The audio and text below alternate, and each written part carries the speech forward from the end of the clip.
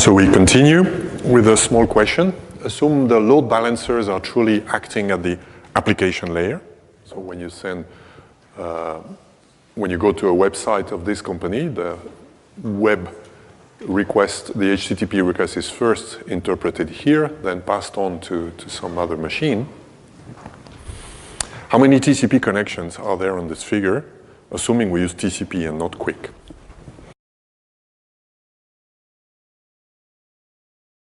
And the answer is, of course, 4 here, because there are 2 guys. So the important thing to realize when you have an application layer intermediate system is that the TCP connection ends here. So that you have another connection here. So you have one congestion window here and one congestion window there. Sometimes it's a benefit, sometimes it's a drawback, as we have discussed. Now let's look at the application layer from the viewpoint of IPv4 or IPv6. That's something that most users are perhaps not so familiar with. And hopefully in the future, we will not have to bother with that. But right now, we're just at a period in the history of computer networking where both IPv4 and IPv6 are present. As you have seen in Lab 3, you need to do a bit of work if you want an application program that is independent of IPv4 and IPv6. Otherwise, if you do something that is not independent, you have to choose. But even if you do something that's independent, at the end of the day, your program will have to choose. It will do it for you because the sockets, the IPv6 and the IPv4 sockets are different. So an application layer program always has to choose both. Most operating systems today are dual stack. They have IPv6 and IPv4. And therefore, it will use, if you go to an IPv6 only website, it will use IPv6. If you go to an IPv4 only, it will use IPv4. Assuming the network in between is able to carry all those IPv4 and IPv6 packets, which we have seen is not always the case here at EPFL. This is how we had to put to your disposal in INF 019 a special network because IPv6 is not supported everywhere inside EPFL here. But now, if you have a machine that does both, for example, your smartphone, if it's an Android phone, it does both, and iOS certainly also. You go to a server, this one, new stuff, epfl.cn, that's the Chinese branch of EPFL. How do you know whether you should use IPv4 or IPv6? Or how does your software know whether to use IPv4 or IPv6? How do you think that this is resolved? And the majority says you will try both, which is true in some sense, but if you think about it, how would you try both? What will happen? I mean, this program has to go to this thing here. Trying both means what? Asking the DNS, exactly. So the answer is correct if we assume that this means asking the DNS.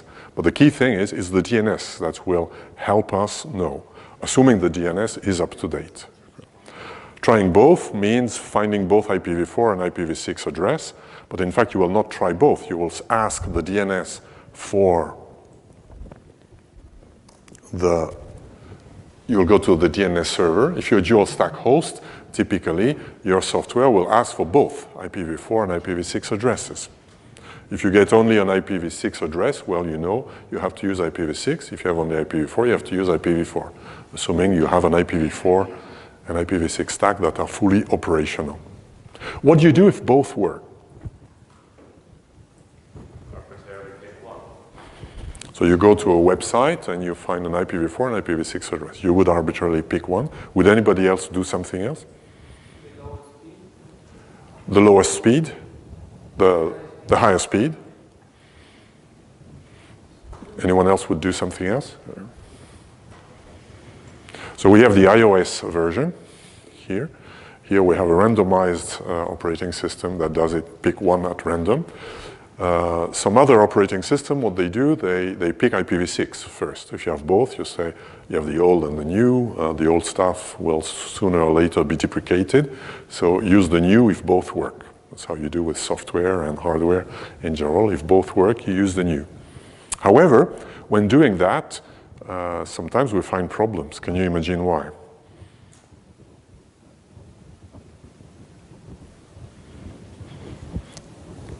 Well, we will see why. Sometimes IPv6 connectivity is via complicated things because it doesn't work natively. It's just made possible, but it's very low performance. We will see two examples. One is when we use tunnels. The other one is when we use application layer gateways. So it may happen that some systems, that's the case of EPFL. EPFL is not at all IPv6, but they provide IPv6 on some services by putting a proxy in front.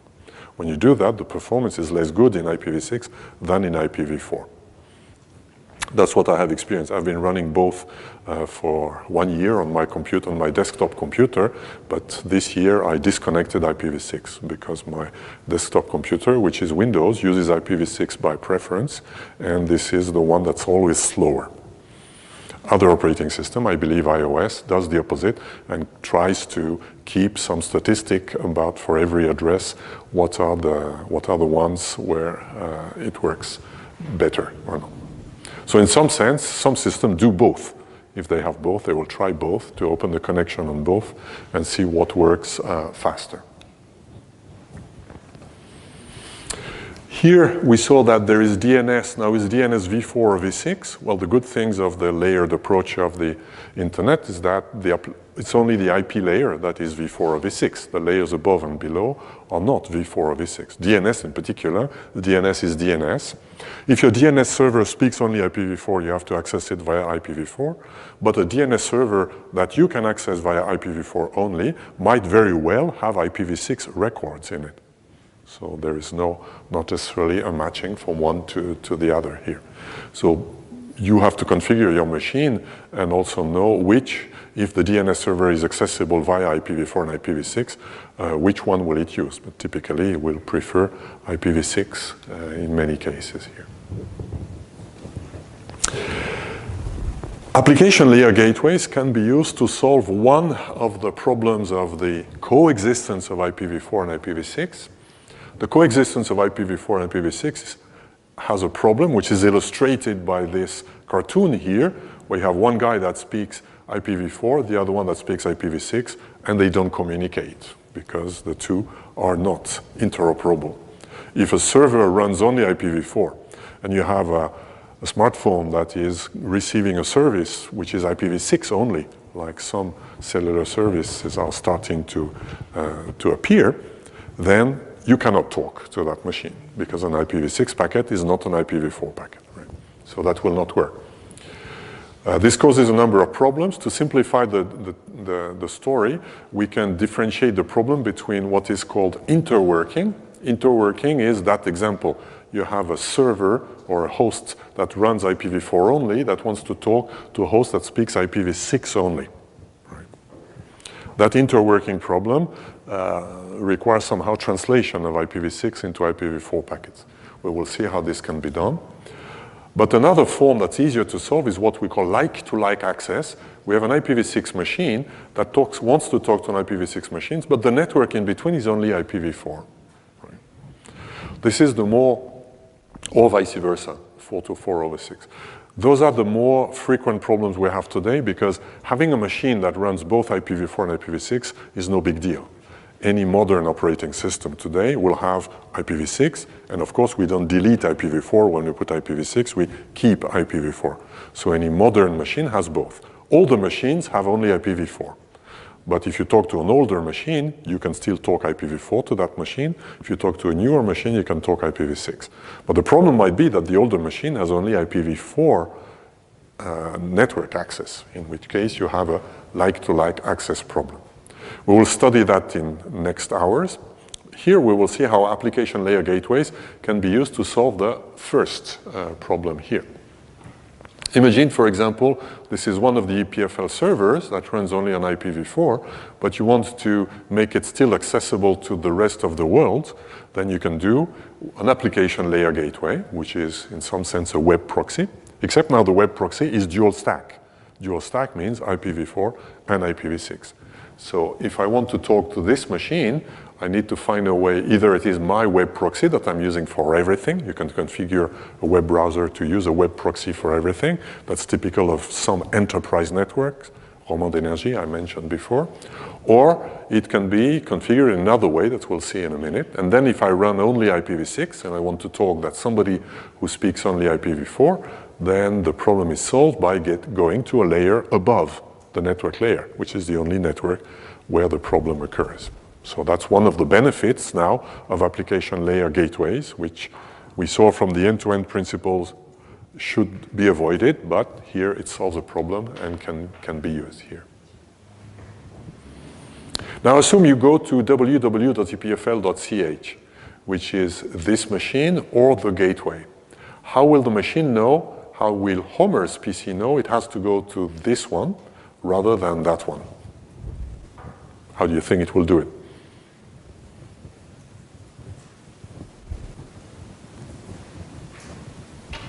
Try to imagine a solution. There's probably only one reasonable solution. Yes? Well, one is asking the address to the DNS server. Since it's asking IPv6, it will send the www.c6. Exactly. When it will ask the DNS server what's the address, this is a v6 only machine, so it will ask for a v6 address. So if you are EPFL system management and you want this to happen, you make sure you put into the DNS the IPv6 address, which is this one, and that one for IPv4. Even if this one has IPv4, is capable to speak IPv6 for other purposes. So if it has still an IPv6 address, you don't. You give the IPv6 address of the machine you would like to access. So we see how it can simply be done with DNS. We find something that is very common now in the coexistence of IPv6 and IPv4. We see that we always need to manipulate the DNS a bit or to use the DNS to solve the coexistence problem. So here the DNS proves to be very useful. So if we use that trick, BART that has IPv4 will go to the DNS, we'll get the IPv4 address, we'll go directly to the final machine. Now Lisa is dual stack, like most modern machines. What will she do? Will she access the application layer gateway or the native server?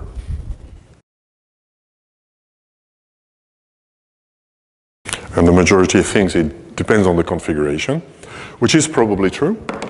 If Lisa has a machine that always prefers IPv6, like I believe some Windows machines, like mine in any case, then it will go to the DNS. It will get both answers, that address and that one. It will prefer this one, and it will go through the intermediate system that will re-forward it to that machine here.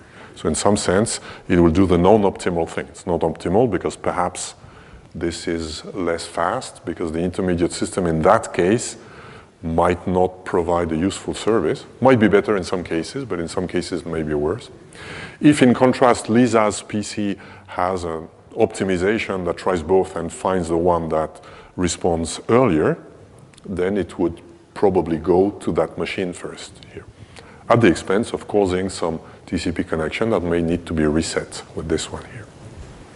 So those are the kind of things that happens when we have both. Voilà, that's the end of our tour of the application layer. Without further transition, we will move on to the leftovers of the network layer, which on purpose I do at the end because some courses teach everything at the beginning, but then it looks like a mess, which it is at the end, it's a mess. But it's better to understand the mess if you understand the things that are not in their correct place. And you still see order in the mess, which is a beauty in life when you see order in chaos. So this chapter is called what I call deviations of the network layer. The network layer and the TCP-IP architecture has been designed around some principles. Packet switching, the end-to-end principle. The first end-to-end thing is the transport layer. Everything that is transport layer and above should not have intermediate systems, etc. One of the things where we might violate the principles is illustrated here. Here I have 3 routers, R1, R2, R3. I'm showing the routing tables at those 3 routers, and I'm showing also some IP addresses. The subnet between R1 and R2 is 12.12.12.0/24. But for some reason, somebody put a subnet here, put this address, with this red address, that belongs to this subnet, but is at the wrong place. Right. So this is wrong. You should not do that. If you do that in the quiz of the beginning of the year, obviously there's a bug here. This address is not a valid one here. But what you can do in TCP/IP, you can violate something and compensate by another violation.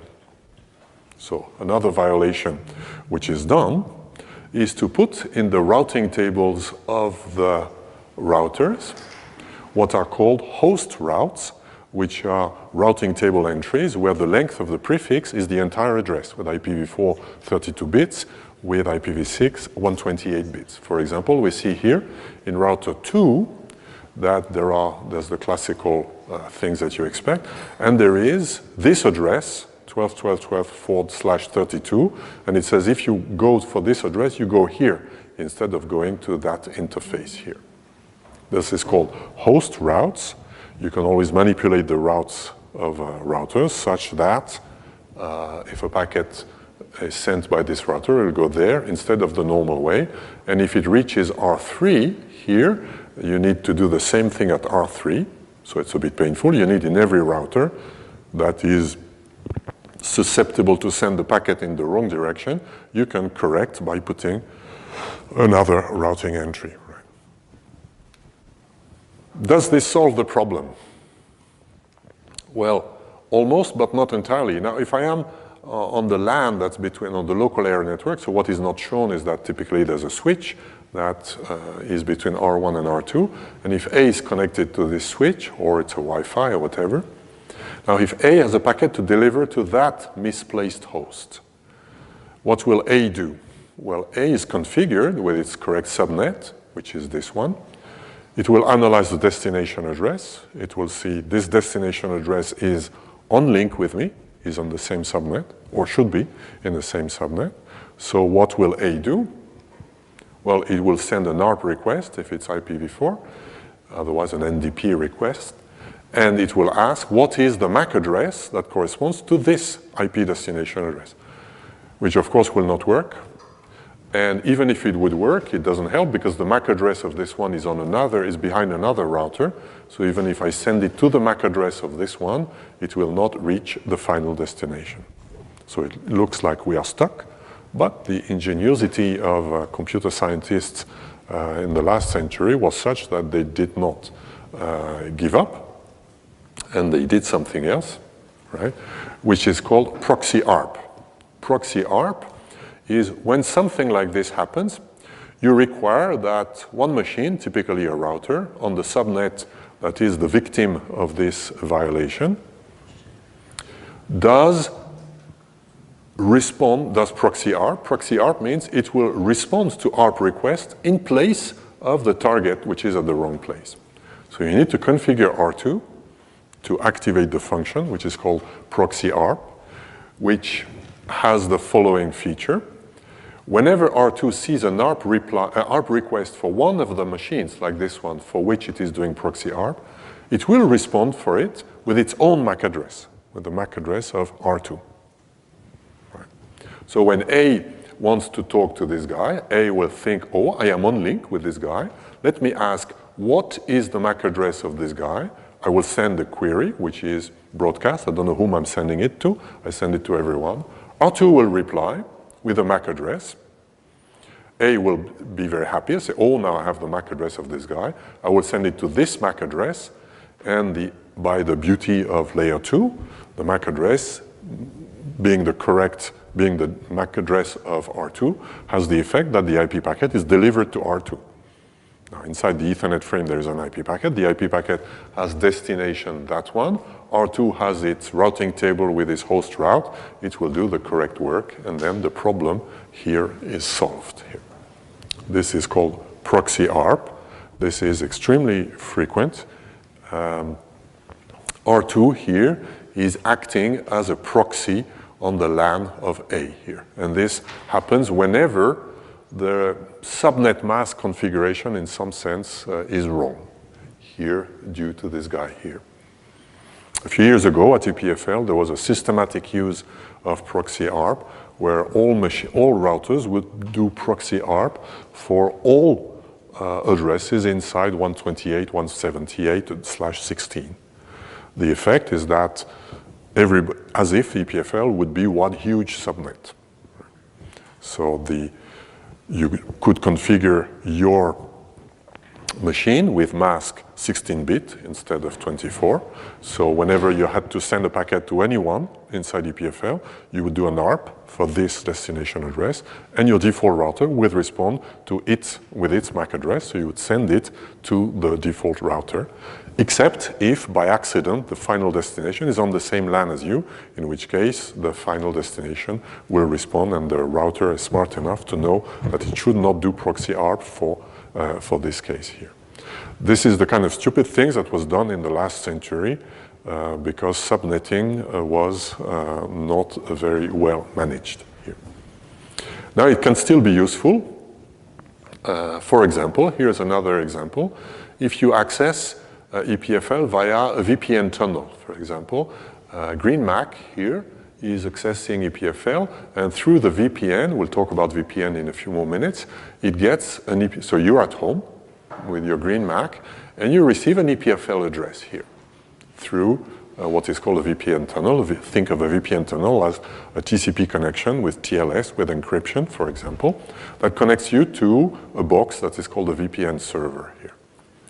And the classical management of that is to give to the IP addresses here, which are the same as the IP addresses on this subnet here. So those remote IP addresses are IP addresses of the subnet on which the VPN server is connected here.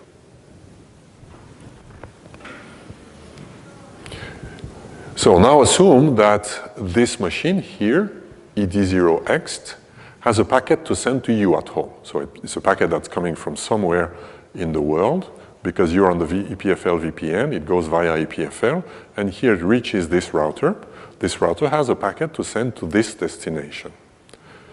This router sees, oh, it is on the same subnet as my interface here, so it will do an ARP request for finding the MAC address. What will happen next? And the majority says A, which is the correct answer. So we are in a typical case where the same subnet here is used on different subnets. So normally, on the VPN tunnel, we should allocate a subnet, but there are only two ends, so we should allocate a subnet with a mask 31, for example. But a classical way is to save this is to give addresses that are in the same subnet where the VPN server is. This box is called a VPN server. So it gives to GreenMac the illusion that it is directly sitting on this local area network. But of course, for this to work, we require that SIG 500CS, the VPN server, does proxy ARP. So if it does proxy ARP, that means it will reply with its own MAC address. So the packet from ED0X will be delivered to this machine. Now, of course, the VPN server will analyze the IP packet, and the destination address will tell the VPN server on which VPN tunnel it should send the packet.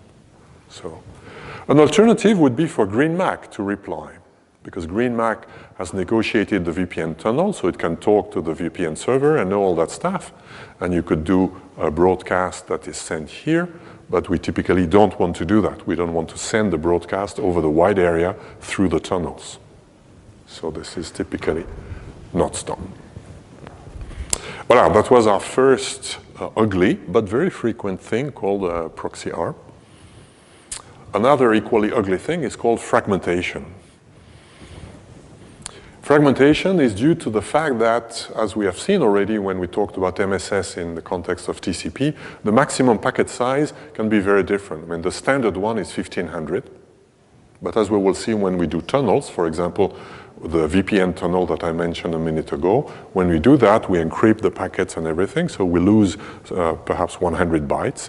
So the maximum packet size inside the tunnel is smaller. You had older technologies that has larger packet sizes. For example, those are the things typically used in CERN when they do high-speed experiments and they shuffle huge amounts of data. Then they have maximum packet size that are larger than the standard one. And if you use local loopback interfaces, so if you use TCP-IP to communicate between two processes that are on the same machine, then typically the maximum packet size is whatever the operating system can support, which very often is 4 gigabytes. This on my machine, for example, which is a Windows, this one is a Windows 7 machine. You see that the loopback interface has a maximum MTU size of 4 gigabytes. So if I use a TCP connection between two processes inside the same machine, I can send a huge video file in one packet. Now, what's the effect of this? Well, the effect of this in the beginning of the internet was we could have a situation like this, where I have a host that is on a local area network with an MTU of 500 bytes. MTU is the maximum size of an IP packet that is connected via a wide area network that has a smaller packet size. Here I'm taking a very small packet size. This can happen today because of tunneling or other reasons here. But now what happens if this guy does not know? This guy knows, of course, what's the maximum size of a packet it can send of its local Ethernet. So it will send a packet of up to this size. I'm assuming it sends a packet which is an IPv4 packet, 20 bytes of header, no option, and 1400 bytes of data. When this packet comes at R1, then something will happen. The packet here is too large here. What would you do if you had to design IP in a case like this?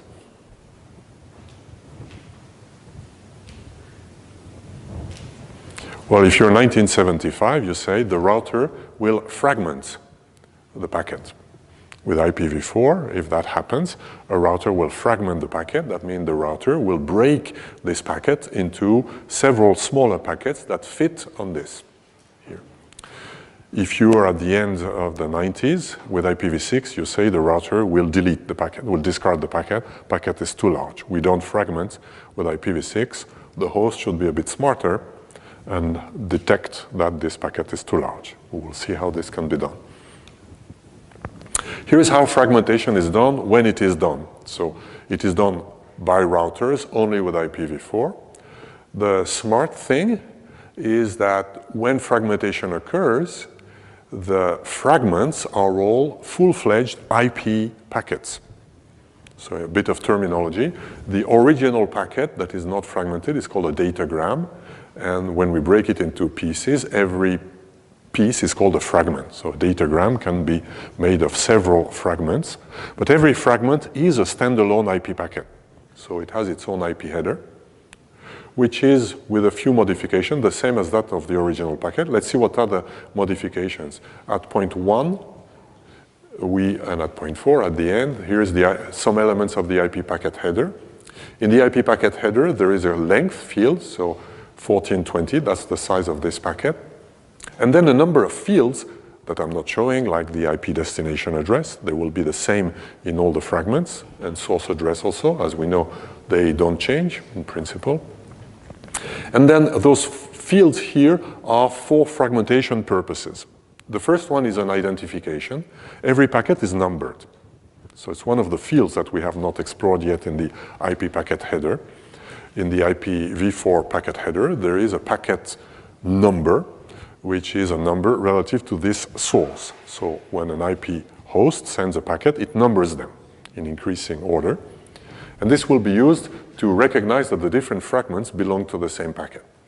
And then there are fields for fragmentation that are not used at the source. Then the router here has to break this packet into 3. So it will break it into 3 packets with the headers that correspond to A, B, C. So the first packet will have a length of 620. So we see that the length is the length of the IP packet, not of the datagram. There is no information, in fact, in one of the fragments about the global datagram. And then the offset. The offset is where in the original datagram the payload sits. For the first fragment, it is offset 0. For the second fragment, the offset is 600. And for the third fragment, the offset is 1200. So we broke the 1400 bytes into 600, 600, and 200. Of course, we have to pay one header at every time. So we have now 3 IP packet headers. The fragment offset is written in the packet header with IPv4, in the extension header for fragmentation with IPv6. In fact, we save 3 bits by dividing this by 8, because we require the fragment offset to be a multiple of 8, so we save 3 bits, but that's a detail we can ignore. So you can simply say that the offset is written in the packet. Now you know, for example, that the third packet is not, the beginning is at offset 600, the second packet, and the third packet, you know, it is at offset 1200. You still need something to signal at the end, because at the end we will need to reassemble all those things. You still need something to signal whether we have received all the pieces. So when I am the receiver here and I receive this, so the IP layer, this is all IP layer, so it's not TCP, right? The IP layer will receive these different fragments. It knows they are of the same packet because they have the same identification. By looking at the offset, it can put them at the correct place, but it still needs to know one thing, is it finished? Since we have lost the total length, that for some reason is not put in the IP packet header, we need another mechanism, so there is a so-called more bit or more fragment flag that says whether this is the last or not. So the more bit here is 1, here it's also 1, in the last one it's 0. So when I have received the 3 fragments, when I've received 1 fragment that has the more bit equal to 0, I know it's the last one. So obviously I can reconstruct the datagram by having all those pieces here. This is how fragmentation is done with IPv4. With IPv6, things are a bit different. IPv6 routers never fragment. If a packet is too large, they kill it. Also, the fragmentation is not by default in the IP header, it's an extension header. So, but other than that, the details are the same. Also, why we do that? Well, because we expect with IPv6 that fragmentation should be a rare thing to do. Fragmentation, since it's never done in routers, where should it be done? If it happens. It's only at the source. So fragmentation with IPv6 can occur only at the source when the higher layer, typically UDP, we'll talk about TCP in a second, typically UDP creates a block, a datagram, that is larger than the maximum packet size. In that case, the IP layer at the source will fragment it, will create fragment. But the IP layer at the source has to know a size that has a chance of working. Now, a good size that has a chance of working is this one, because with IPv6, every IPv6 network has to guarantee that it can transfer packets of this size, 1280. So if you're an IPv6 implementation, you will create packets of this size, and then you're safe, you know it will always work, at least for UDP here. For IPv4, the minimum size was ridiculously small.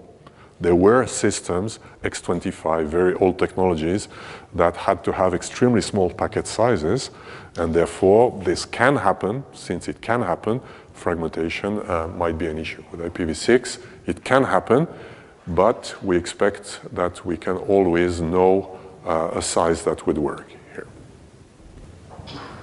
And I assume with TCP we do fragmentation. For some reason, one TCP segment contained in an IPv4 packet, that I call datagram here, that is fragmented by a router, right? Like before, assume this was a TCP connection that's sending this packet. And assume one of the fragments is lost. What will happen?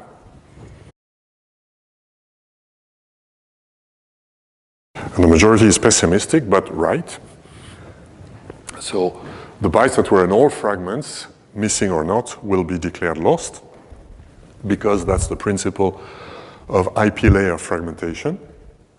It is at the IP layer, so if one of the fragments is lost, like this one, the datagram cannot be reconstructed by the IP layer. that will try hard for some time and will time out after some time, which is the maximum time you think a packet can live in the routers on the flight. And therefore, all of those things that have been received by the IP layer, but because they are IP fragments and not TCP segments, they will not be passed to the TCP layer. So in some sense, it's a bug of the idea of fragmentation.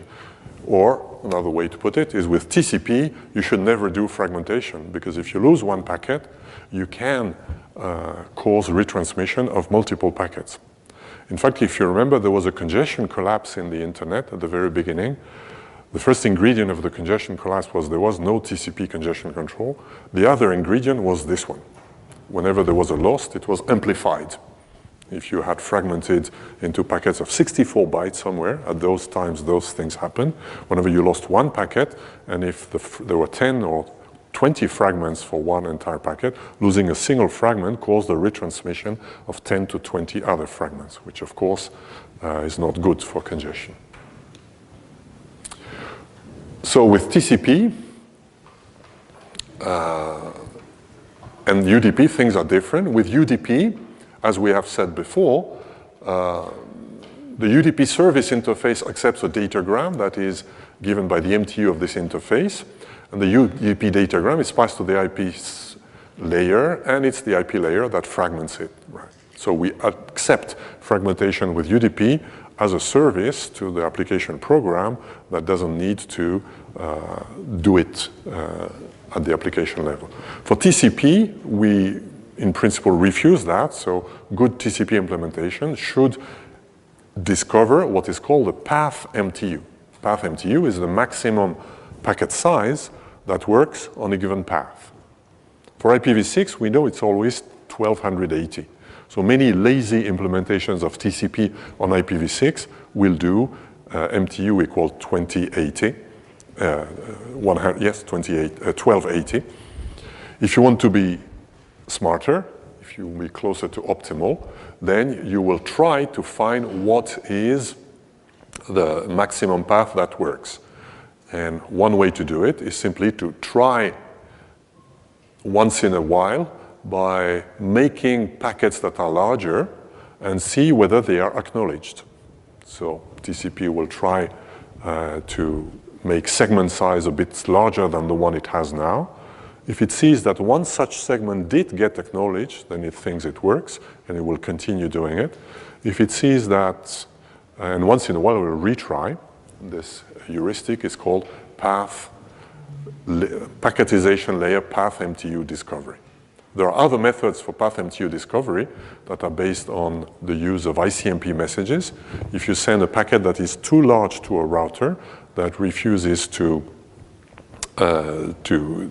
segment it, for example, to fragment it, it will send an error message back to the source. If it's an IPv6 router, it will do that. If it's an IPv4 router, you don't know. So what you can do is use one bit in the IPv4 header, which is called a don't fragment bit. So one of the other bits we have not discussed in the IPv4 header is that one. So what you can do is set this bit, send packets once in a while with this bit set, and see whether routers will send you error messages. That worked for some years, doesn't work today, because many routers today are lazy about sending ICMP messages. We see that when we do traceroute, we see that traceroute doesn't work at all hops. We have hops that don't do that here.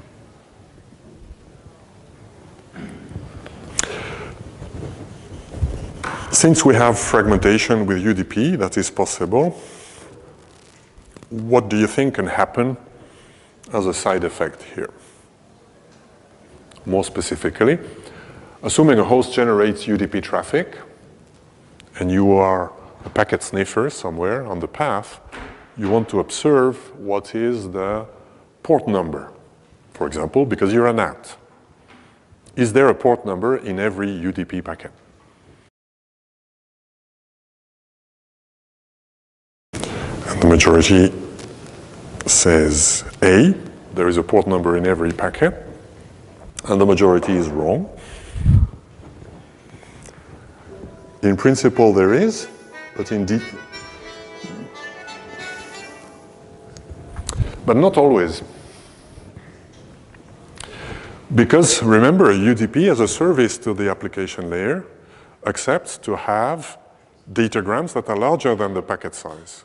And so it will fragment. It will pass to the local IP layer at the source, and the IP layer at the source will fragment. If that happens, the second fragment is just the continuation of the data, but does not contain the UDP header. The UDP header is only in the first fragment. So the second fragment will not contain the UDP port number. Is that a problem for NAT? Well, it's a problem in the sense if you're writing the software of the NAT, you have to catch this case.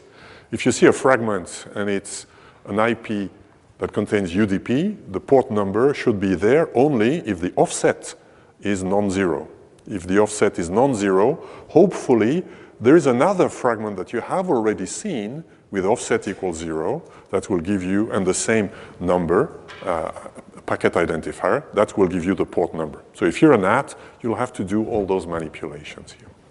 As we'll see, fragmentation is ugly. This is why with IPv6 we try to avoid it as much as possible, and this is why we stopped talking about it for today. Thank you very much.